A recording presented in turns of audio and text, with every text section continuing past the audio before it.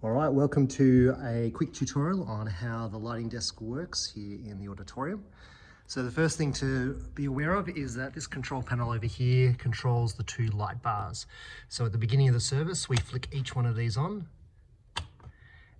Encourage you to turn on one at a time, not both of them at the same time, just to avoid any power surges. You'll hear everything start up on the bars, the lighting bars. The fans kind of kick in for some of the fixtures. But this is what we want to focus on here, which is the desk and Onyx lighting software. The thing to know is that this desk directly controls this software. This software is also controllable via the touch screen as well. Now for a Sunday morning, there are really only a few channels that you need to be aware of, and that's these channels here.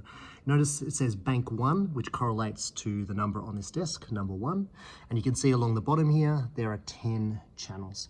They correlate to the 10 channels that you see in front of you right here. Now for a Sunday, all you need to do in order to activate one of these channels is to take your finger and slide it up. It's just like a fader on a sound desk, except it's digital. As I've slid that up, you'll notice up on the stage that that center light has turned on. I'm just going to turn it down on the fader. You can see it's disappearing and back up. So that's simply me moving my finger up and down this fader. As you note, that is front white. We also have mid-stage white. And again, I'll slide that up and you'll see that it's added some additional light there. Our third fader is what's known as choir, which of course fades over on the choir side there.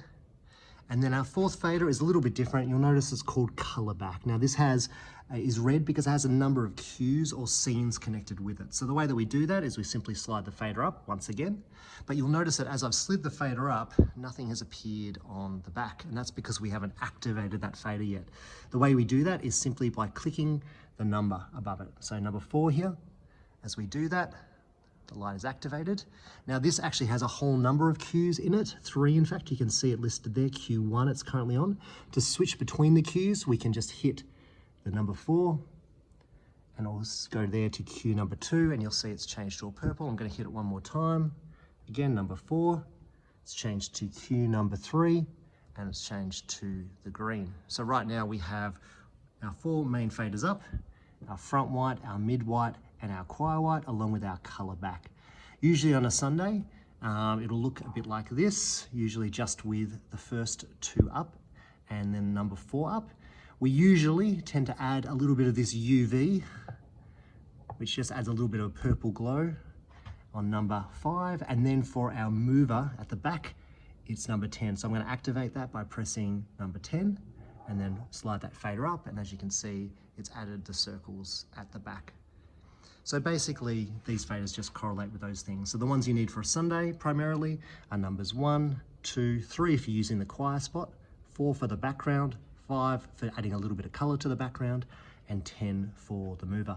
Now, as you have activated these things on your display here on the right, you'll notice that there are play signals on each of these faders. And so you can see that they're sitting there mostly at 100%, except for that 82% on the mid blue UV. Now, at the end of the service, when you want to turn everything off, all you need to do is release, which is this stop button up here. So there's a couple of ways to do that. You can either literally just click these and they will turn themselves off. You can see it's slowly turning itself off there, the color back. As you click each one of these, they will disappear once they're finished fading out. Or of course, back down here, you can simply slide down the faders. They'll also remove them as well, and you can see that they've disappeared from over here. When you've finished with all your different kind of adjustments, all you need to do is head back over here at the end of the service and switch off these switches. Now these switches are on a timer, about 5 minutes, which means that even though you turn them off, the lighting bars won't actually turn off for about 5 minutes. So you'll still hear the fans whirring, but eventually they will turn off.